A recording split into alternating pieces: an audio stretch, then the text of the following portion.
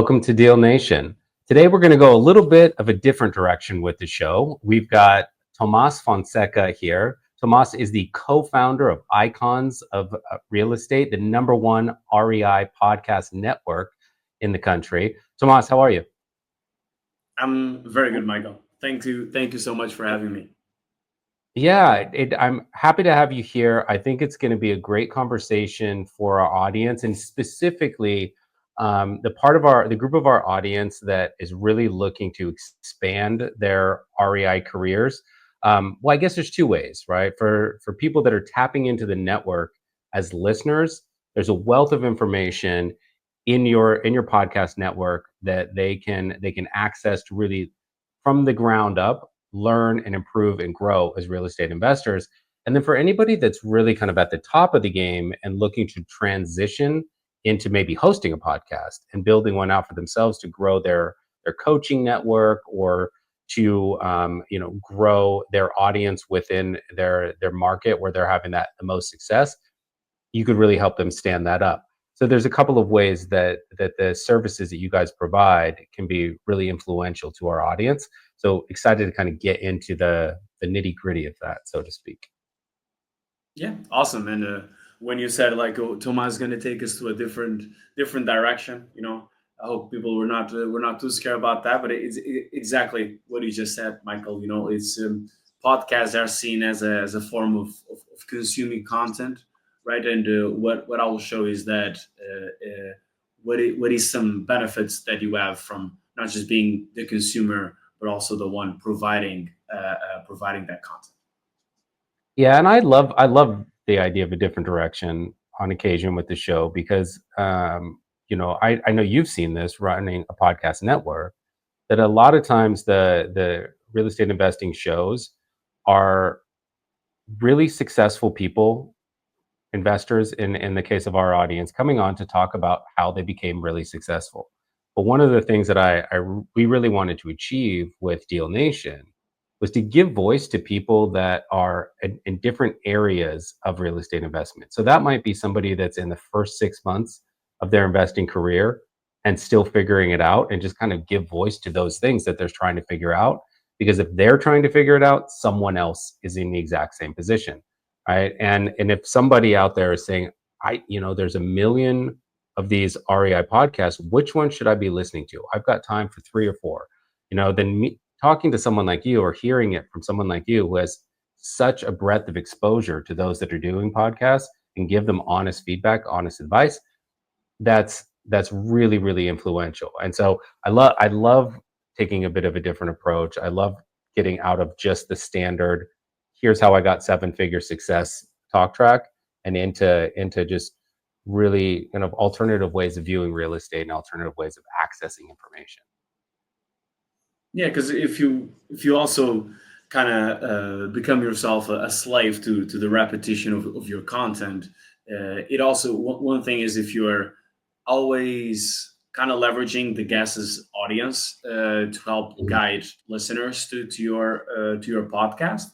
But then if you do keep it always the same topic, always the same type of people, which they will obviously kind of have the same core values and the same nuggets to share, in it will be harder for them to kind of build a community around it, right? Build a nurturing Sure. audience. So, well, I'm happy to shake things up here for you. All right, great. Well, let's talk about you first. Give us a little bit about your background, and then, of course, how you ended up gravitating towards REI and co-founding Icons of Real Estate. Yeah, so I come from marketing. That's pretty much it. And I found real estate in the mid of COVID, actually, when when we were all struck by our little distant cousin COVID. I found myself embracing this opportunity with an agency that was working in the real estate industry, and at the time they were working mainly around SEO, so search engine optimization. So we're building and revitalizing and optimizing websites. And as much as I believed in that, and I still do, and we can have a whole conversation around that. I always believed in something that could be a little bit more accessible. FYI, SEO can be really expensive, and a little and something that has more of a short term goal as well, short term, medium term, and long term, and not just quite the long term one. And we were using podcasting at the time for our own agency growth, so for our own building of connections. And then we realized, like, wait a second, like we're doing this for ourselves. Let's see if we can apply this to the real estate world. And we kind of did one trial for 1 year. So we're running our SEO clients, and we run only one podcast for 1 year to see how that went. It was a real estate agent at the time, a probate realtor in Beverly Hills, California, and it was basically he hit a ceiling on his production. He wasn't doing more than he was already doing well, but he wasn't doing more than 20 million. He was doing 20 million, 20 million, 20 million. And on the year that he did podcasting, by the end of that year, he did 30 million. And the three of those deals that allowed him to reach that 10 million increase, that 50% increase, they came through the podcast. So he said, okay, let's do this. Let's drop the SEO. Let's drop the act, and let's go into showing how can people leverage podcasting to grow their business. And yeah, and just I have then since been so immersed around the real estate industry, Michael, that even though that I've never particularly sold a house or invested $5 million of the ones that I have in under the bed right there in any multifamily deal. I've had so many conversations with people that actually people now seek my coaching in real estate, both transactional and in investing. And it's like, hey, like I'm not so deep in real estate there. Like I'm just a marketing guy. It's like, oh no, but you helped me the other time, help me do this. So it's been a journey, and looking forward to what I'll learn more and to what's next.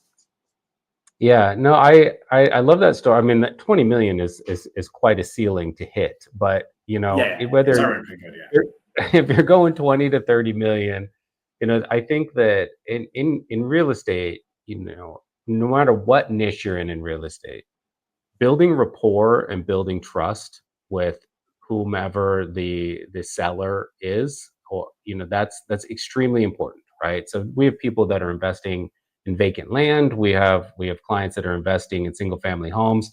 We have clients that are investing in larger commercial and multifamily and larger commercial properties. And those seller profiles, the people that are the owners of those assets, may be very different, but a common denominator is that you're going to have to build rapport and you're going to have to build trust with whomever the seller is. And SEO, for as effective as it is at getting clicks and getting people to land on your website, it's not going to necessarily build trust because it doesn't give voice. Right? Whereas a podcast, that guy who had a $20 million ceiling, just giving voice where people could hear him speak and gain some trust, I'm sure that had a lot to do with the effectiveness of being able to convert that extra 10 million. So not and not just that, right? And that's where kind of the beauty of our framework works around it. It's not like we invented the framework. It's more like we're the ones preaching it. But we see the podcast growth in two avenues. So one is through the creation of content, and is exactly what you're talking about, Michael, in terms of building authority. Decorating your social media, building a voice around you, like humanizing yourself as well. Like even we're living in AI generated content. It's not so that we now suspect that a blog article has been written by AI. Now even the videos that we see on social media is like, is this AI or not, right? So the Hmm. podcast is still like one of the unique things that like humans can do in a digital level that AI cannot really replicate, well, yet. But that's one side of the growth, right? And it is the one that it's most well perceived, right? Because it's out there for everyone to see. The other one, and how this realtor actually hit that goal, and so you understand the level of millions there is because is in Beverly Hills, right? So even a little garage is going to be a few hundreds of thousands. But he hit that goal through the backstage, all right, through the relationships that he was nurturing with the guests. So what we were doing there, we made the podcast not just a content machine, but we made the podcast a relationship funnel that would be then relationships that you can convert into business, being that as Yeah. direct clients, being that as investors, being that as referral partners. And those three deals that we can directly correlate to the podcast, they were guests on the podcast, right? Oh wow. So Yeah. that's how we can control the growth, right? Like we control what we can control. We can't control likes and clicks, but we can control like everything that comes in through the funnel. Yeah. So that's how I did it. No, I love that, and a lot of what we talk about in marketing is such there. It's hitting the widest field possible, right? So you want to get the biggest number of clicks on an ad. You want to get the biggest number of people to visit your website. It's really all about like big numbers in most of marketing. But but I think that a podcast, unless it's an entertainment podcast, it's often aimed at a very hyper niche audience. So I'll use Deal Mhm. Nation as an example. Like we started Deal Nation because our customer success team at Launch Control and our just our team in general at Launch Control was having these in-depth strategy conversations with individual clients where we basically said, well, tell us about your challenges in your business currently. What are your upcoming goals for your business? What metrics do you want to hit? Okay, so here's some things that you can do within the application, and then where they needed network connections, where they needed us to like connect them with a coach or connect them with a data provider or connect them with any of the data service providers that kind of circle around the same niche industry that we do, we were able to make those connections. But we were only able to do that one conversation at a time, right? So we wanted to start the podcast as a way of saying, well, let's kind of extrapolate what we talk about in those one-on-one conversations and put that out for a wider audience. So when they're ready, they can come through, they can listen to a couple of episodes and they can gain that knowledge that they would have had to, put time on a calendar with our team to gain otherwise. And as a knock-on effect of that, people that aren't even our clients able to just get educated and ready so that when they are ready, they can then join the application and grow their business that way. So it's really speaking to that very very niche audience and educating that niche audience, which I think I you can tell me, but I think that's probably quite true in multiple different niches around real estate within your network. Yeah, and I would not just in hyper niche. I do believe the riches are in the niches, but it's also about the product and the service that you're selling, right? So like Hmm. a real estate agent, an investor, they're probably selling the most expensive products or services like one can offer, right? Sure. Even if you're not selling a jet or anything else or military contracts. So it is the highest of the tickets that there is, right? In terms of the consumer, right? Not B2B to the consumer. So you don't need to be talking to meet like thousands and thousands of people. What you need is you need to be talking directly to your ideal customer avatar. And if you need to, obviously we know that's making an investment deal um, gets you a very good payout, right? It's not like you're doing one a day. Even doing depends on the volume. Even doing like only one a month would already let you live in a very good way, right? So like you don't need uh, 50,000 people listening to you. Like what do you need? You need 50 people listening to you, and then three people uh, contact you that are interested, and then one of them is, and then you have, for to get those 50 people in the month, you have 4 episodes. That's 4 weeks.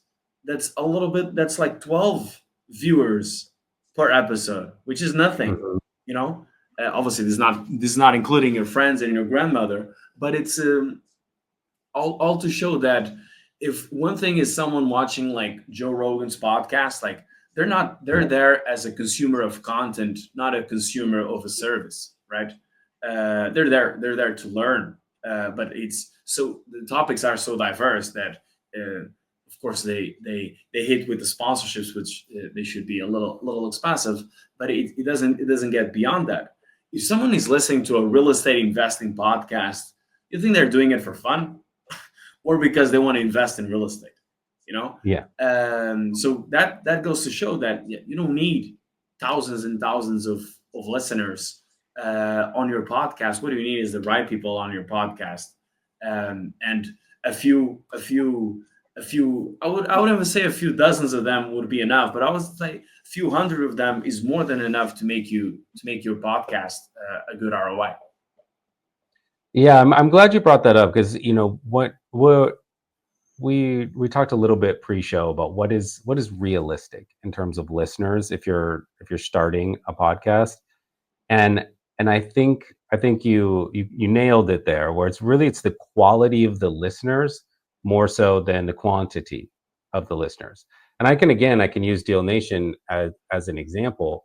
Like I'm under, we are under no no illusions that we've got, millions of people across the country listening to this. You're not going to listen to this podcast unless you are in the business of real estate investing and looking to improve. Right? You're looking for solutions that you don't currently have, and yet you're listening in, taking notes, and then taking action in your business. So, whether the action that people take is that they connect with one of our guests and use their services, they sign up for Launch Control, the application that sponsors Deal Nation, or they're just taking some of the lessons that from what the guests are speaking about to be able to apply those to their business. It's a win for them no matter what. But it's that everybody that's listening is currently in the business of real estate investing, and specifically in the niches of either land investing or off market single family homes.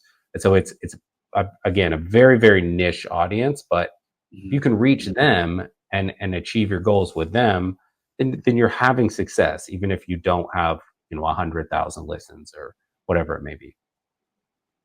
Yeah. So in terms of the reality of listening, especially when coming up as a new podcast or as a podcast like this, very hyper niched. One thing is like you can't control to the top of the top of the. For example, in real estate, we might have the Tom Ferry show or Ryan Serhant podcast or anything like that. You know, because those they're not just doing a good job in content, they have their whole aura and authority Right. to go on behind, right? And even if you have the heart and the soul to, like, I know I can create good content. Yeah, you can, but you're not really Grant Cardone, are you? So it's there is that difference, and everyone needs to be putting their feet on the ground for that. Um, I would say realistically, starting out, you would want to be on the 100 plus viewership of the episode. So this is combining YouTube and podcast platforms, right? So on YouTube is the one that is actual visible. You can go out and you can check the views. I mean, as a public, right? So you can, Mhm. if you have a podcast, you can go, or you check Deal Nation podcast. You check how many views they have on the YouTube, but you don't really know how many views the Apple Podcasts have, Spotify, uh, Google Podcasts, Podbean, and so on and so forth, right? So the combining of that, if it's 100 plus in the beginning, like you're going on a good roll there, and it means that you're promoting the episode. Now you need to see growth, right? Even in a company or in someone else's life, if you're not growing at least a few percentile every single year, you're dying, right? So it's the same thing with the podcast. Like if you've been having 100 views for the past 3 years of podcasting, like maybe you should do something different, you know. Sure. And that's where you can mark up into you can get up, to the thousands, right? We don't really work with podcasts that I'll even be honest with you guys, like we don't work with podcasts that have millions of views or tens of thousands of views. Okay. Yeah. Because we based around the podcast on how it helps grow their business, not how it helps on rub their ego. Okay. So the views and the likes and the comments for us, they are vanity metrics. And as much as those can be important in a certain way, we prefer focusing the podcast in actually something that will grow their business and will put money in their pocket. For example, on the Icons of Real Estate podcast, we have more than 600 episodes out there, right? We've been doing this for a while. Our biggest, we have episodes that are in between though that 50 to 100 mark of listeners. It depends a lot on how the guest as well is helping us promote the episode.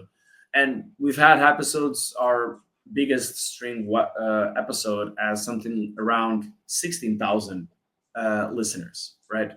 And then it's not just about the episode, it's about the snippets that you can create from it. Even me and Michael, we're going to be talking for a few minutes here. We can probably create snippets for this for like 2 or 3 weeks. So it's sometimes on those snippets that you can get a little bigger reach and then draws more listeners to the podcast. Like we had one, I forgot her name, but we had really one really famous real estate personality on our podcast a while ago, and she decided to accept the collaboration of the post, and we put out a reels that had like 200,000 views. So it's Mhm. but again, views. You ask me like, oh, what did that give you in terms of dollars? uh, Zero. Of course, it's something nice that I can tell you, like, hey, look at this reel. We make awesome content. It's like, that stuff like didn't give me any dollars. Like, what gives me dollars is what it's growing my business, right? It's not those vanity metrics. Yeah. So on that note, let's take a step back. I'm going to give you an example of what someone from our audience who I think would be ready to transition into hosting a podcast, having a podcast to grow their business. And let's just kind of take it from the beginning on some of the formula that you guys give to people to build things up. And I've got a few kind of questions for you that I think are framed around that avatar. So the avatar client would be someone who has, become quite successful in their real estate investing business, and much like we wanted to do with Deal Nation, they've got a lot to teach, and they've got a lot that they can have knowledge they can impart to people. So they want to get into coaching, right? And they want to use the podcast as a way to grow their coaching business, of course, but also to provide a ton of value to the listeners, so that they're helping to, in some ways, raise the next generation of real estate investors in a positive and successful way. So that person coming in, what are, like, before you even get to framework and all of that, what are a few of the biggest misconceptions that people typically come in with that you try to knock off the table right from the beginning? Yeah, so the first one I think we already talked about, and it is the misconception about the views. Mhm. And then the other misconception that people need to realize as well is me as someone that is preaching podcasting as a vehicle for growth is not going to be your only vehicle, right? Like I'm not expecting that the whole source of business for your business is in podcasting. You ask me like, what is my only source of business? That is through my podcast. But I do things different. I do things different in a very highly scalable way, right? Which is not what we then help investors and coaches do.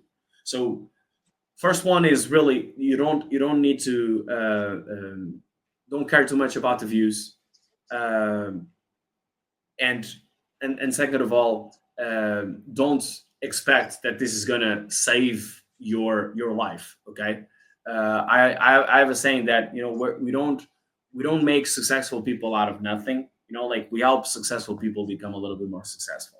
Now, Yeah. I'm not saying this, and you on the other line is saying, "Oh, screw it." Like I was gonna talk to Tomas, but I'm not successful enough. No, it's not. It's not that. It's just that it is something that it takes time, and it works. It works in connection with the other funnels that you're having in your business, right? And then the other is people don't realize the amount of potential that they can have since day one. Okay, and there was some misconceptions. Like we had one funny one is that like you don't have to be Joe Rogan to host the best real estate podcast in your city.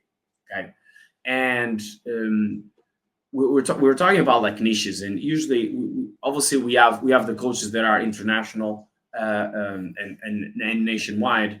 We also have people that focus on investment in their area, right? Where they can drive to. I welcome you to Google your city name, input, and then put the keywords real estate podcast in front, and you will see like how many real estate podcasts are in your city. Okay, if it's a big city, it might have 7 or 8 or 9, not much more than 10. If it's a normal city, it will have two, maximum two, and if it's small city, it's probably not going to have any, right?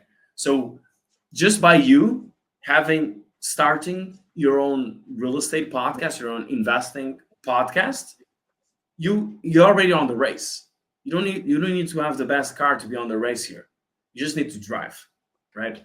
So that's the other misconception that we do, and then it is what we do with the podcast. It is based around the framework that we built. So it does as much as, of course, like we help them. We produce the podcast for them, and as much as we take a lot of things off their plate, they are the ones that need to score the touchdown. Okay. So, for example, for coaching, we do help them on getting more coaching clients through the podcast. But like I'm not going to be the one pitching your coaching services to them. I'm not going to be the one talking to them and signing the contract and getting their credit card details. You are going to be that one, right? So that's a couple of misconceptions that we've gone through these past years. But usually people will, let's just say, we're transparent enough that people know what they're coming into. So I definitely want to talk about kind of what your top tenets are for your framework. But in that, if you find if you find space for it, go ahead and follow this tangent. If not, I'll loop back to it. I'd never really thought of, and maybe I should have, of podcasts as being a regional marketing tool, and to like really to have a core audience within your small town or mid-sized city, and that could be extremely relevant to our audience because everybody has certain markets that they have real ownership over. That's where they built up their success in their business. They know those markets backwards and forwards. To be able to really hone in on an audience, much like this phrase, RIAs, the real estate and investing of local groups. To be able Mhm. to have a podcast that essentially mimics that and gives you audience within a region, super interesting. So let's kind of talk about, from that coaching perspective, the formula that you would help them build up, and then with that idea of if they want to really gain regional traction, how they do that. Yeah, so through the podcast and the power of virtual interviews like this, Mike. So you guys know I'm currently in Vietnam right now. Where are you, Michael? I'm in Greece at the moment. Michael is in Greece. You're probably listening from the US. It's like, and this is the power of podcasting, right? And you can go up into literally the three corners of the world. Next one is one coming from Argentina, and it's and you can do that, right? But the minute that you kind of internationalize your podcast, or in this way, just put it like nationwide, the competition is more fierce. Okay, so is there's more podcasts out there that are tackling the same things, and you're just gonna have to work with that. Now, focusing on regional, and if you would only focus on the regions, right? In this is especially for coaches that you maybe you did great in the Texas market, but if you did great in the Texas market and you want to be a coach, you don't have any coaching clients. I would recommend that you have some coaching clients in Texas first before you go and coaching someone in Oklahoma. All right. So focusing on that and hyper niching to your location is super important because it gets you closer to your ideal avatar as well, if that is the case. But the most important part is that you can put yourself as the number one of, okay? And it's very important that you can get to be the number one of something, even if you have to make some stuff up. So for example, that's just an example on our branding, right? By the way, we didn't make that up. We have more than 80 podcasts on our network, so we can say that we are the number one real estate podcast network. It looks cool, Yeah. and it can look cool as well as say, oh, I have a podcast about about this or that about investing. But and people will say, "Oh yeah, oh great." They'll go check. Oh, I have some views. Oh, that's nice. Then you look a little better, like, oh, I have the number one real estate investing podcast in Dallas. Like the amount of authority that gives you is way more than you putting your podcast to nationwide, and it's just going to be in the middle of all the cluster that is out there, and the exaggeration of content that we already have out there. So it's basically like putting yourself like in a box that you can be the king of, right? So Yeah. it's really going back to what we said, that you don't have to be Joe Rogan to have the best real estate podcast in your town, right? Yeah. So usually just starting, you're already one of the best because there's not that many. Uh, and if you do the work, and if you have the vision, and if you have the commitment for it, you're going to be number one. And then it's different because then people will look at you, because people, they see podcasting as also a means of expertise. So like if Michael has a podcast about investing, it means like I mean, he sure should know about investing, right? So if someone has a podcast about football, they should know about football. So you can ask them any questions about football. So it's the same thing about around your expertise, right? So people will connect with you and they'll think you're the greatest investor coach in Dallas because you have the best real estate investing podcast in Dallas. Is that true? Probably not. You're probably not the best investor coach. Sorry about that. There's plenty around, plenty to go around out there. But just by you having the number one podcast there, it positions you as such, and people that you'll talk to, they'll perceive you as, right. So that's the power of localizing your efforts. Um, for someone coming in again, like a coach, for instance, right? They come to, and let's say that they give you that they want to be the number one podcast host in their specific region. Not, it doesn't need to be Dallas Fort Worth. It can be a smaller region. Yeah, Um, any reason. what and they have limited time, so not necessarily an elevator pitch, but what is it that you guys can offer them in a done for you sense, kind of take some of the effort off of their plate? Yeah, so it's a really done for you situation here, because there's a lot of technicalities around podcasts in terms of syndication, editing, repurposing, promoting, the guest coordination, the guest booking, all of that. So we take all of that off their plate, you know. So we keep everyone's genius to everyone's genius. Okay, like and we anyone, and this is one of the guys, see, this is the things that I learned by hosting my podcast as well. He basically teaches a degree on the 3 hour workday, Hmm. and it's basically like how he managed to run like multiple businesses with only working 3 hours. And that's really like the power of, like, if someone else can do this for me, I delegate that, and everything that it's only me, that's where I can focus 100% of my energy. Right? We call it like the money making time. So like if Yeah. you're not making money, you should if you're not making money at a certain task, that task should be delegated. All right.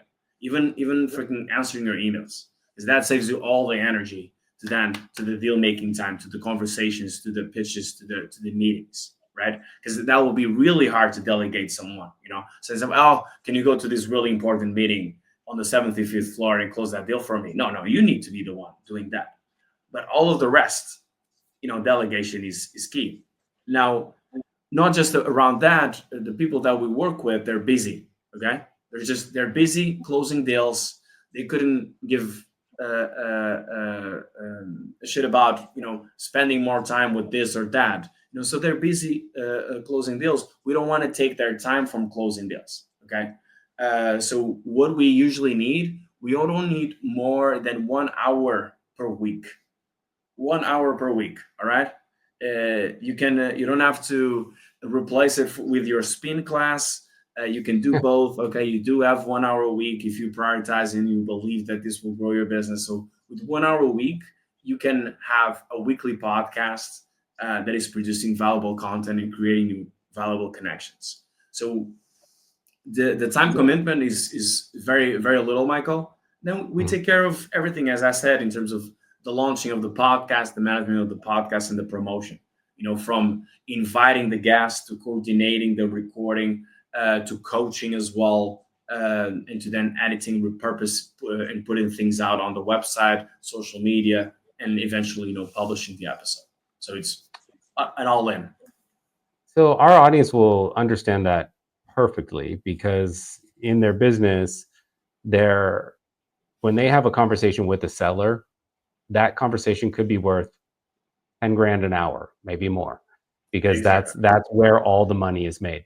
Everything else can be outsourced, right, or automated, one of the two, right? So it's really building up to that point where all of their focus and attention is literally on closing deals, and any of the minutia that goes along with closing deals, they have someone for that, right? So they'll understand that. But what is the equivalent in podcasting of a seller conversation? Where do they need to really shine in that podcasting space that you guys can't do for them? So I'm sorry, but we cannot host the podcast for you. Okay. We have looked into it, some AI tools and all that. Yeah. We don't want to get into the whole iRobot stuff at the moment. We're a very people's company. Of course, we use AI, but we don't want to impersonate you just yet.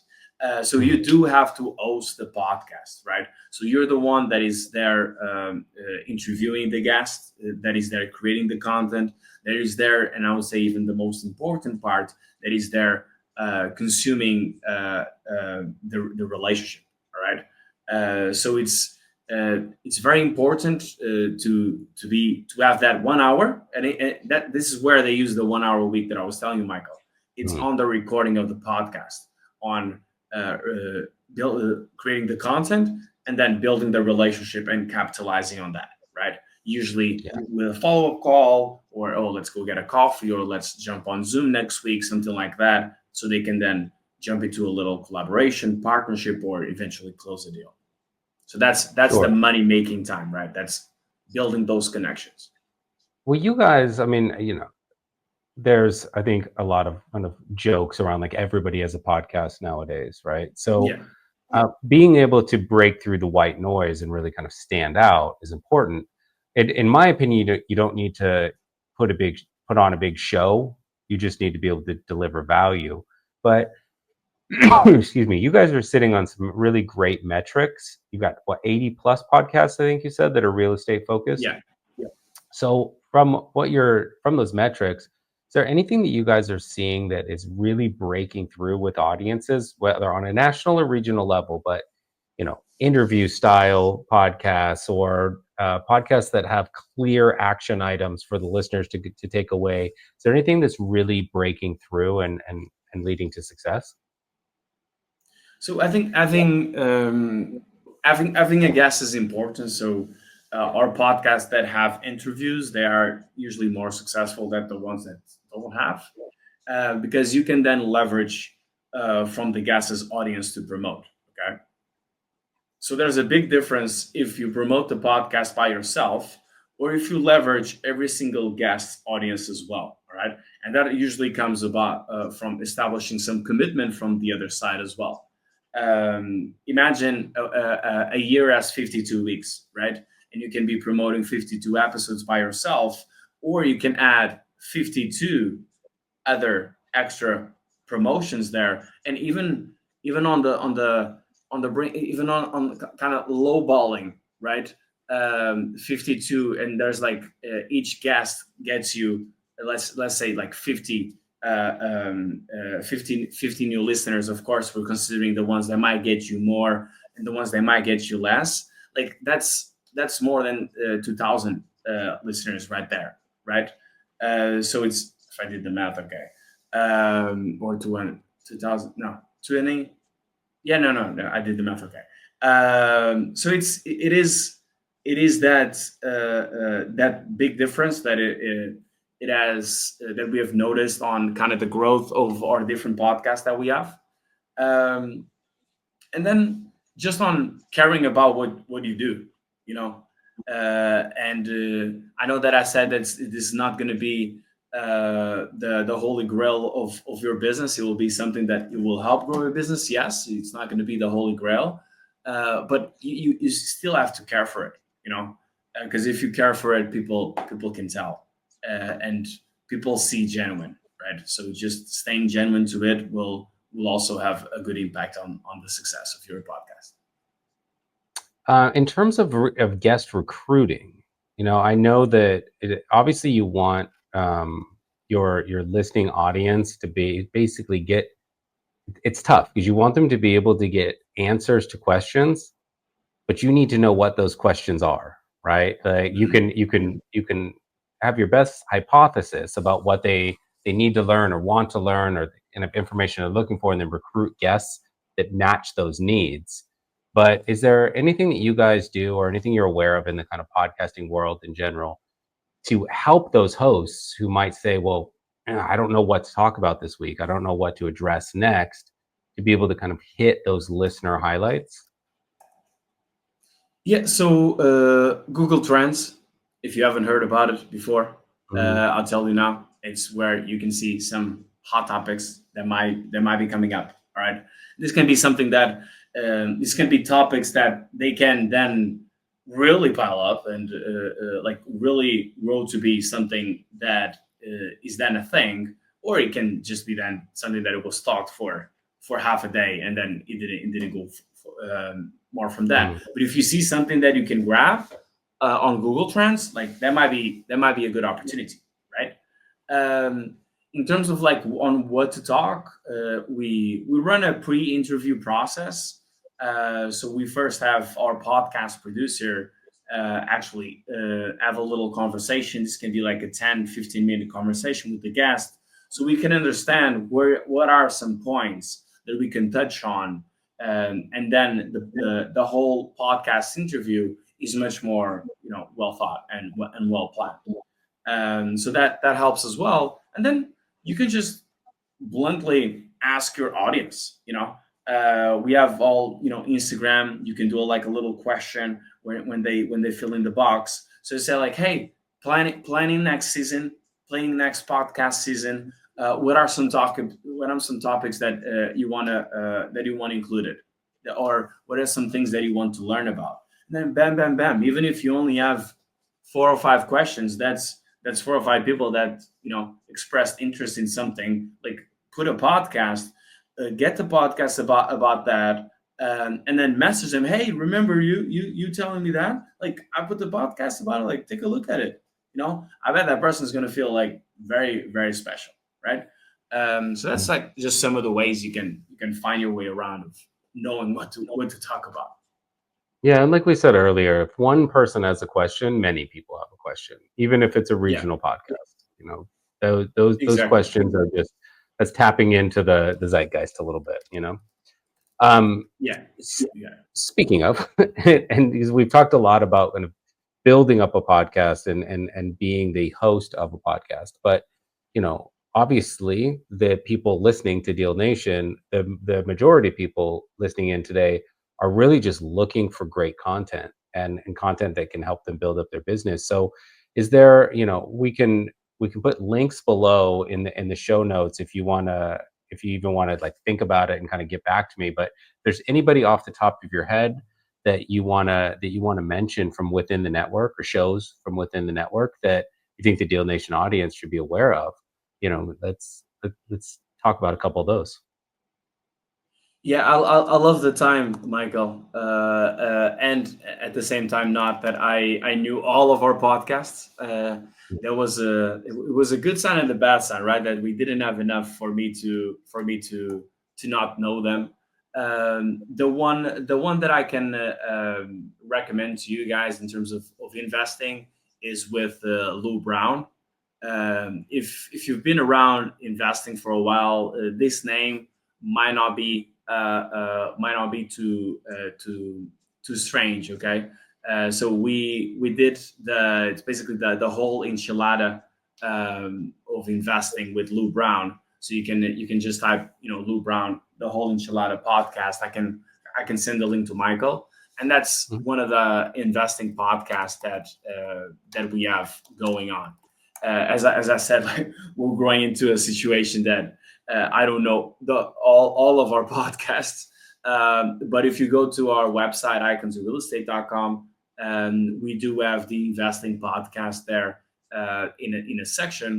And then even talking with your colleagues, like, ask them, like, what is the podcast that you're listening to, like, check if they're listening to something. Even go on, don't expect like people to tell you what to listen to. Like, you can actually go on Google and search something around, like, but if you want to check something local, you can just put like Philadelphia investing podcast and see what's out there.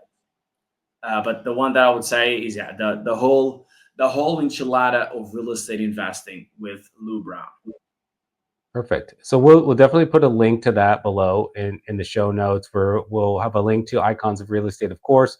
So everyone listening can go over, check out all 80 of the shows, 80 plus shows, and see what's a fit for y'all. And as Tomas said, like, if there are things in any podcast that you're a fan of, including this one, everyone listening, if there's things topics you want to hear about, get active on the comments in YouTube, reply and let us know what you're looking for, and we can work that into the structure of the upcoming episodes. So Tomas, I really appreciate the time today. I think that that for anybody that's looking to build up a podcast, they've got a great resource in you. And anybody that's looking to learn, the network of podcasts you guys are putting together is a really great resource. So again, appreciate you taking the time today.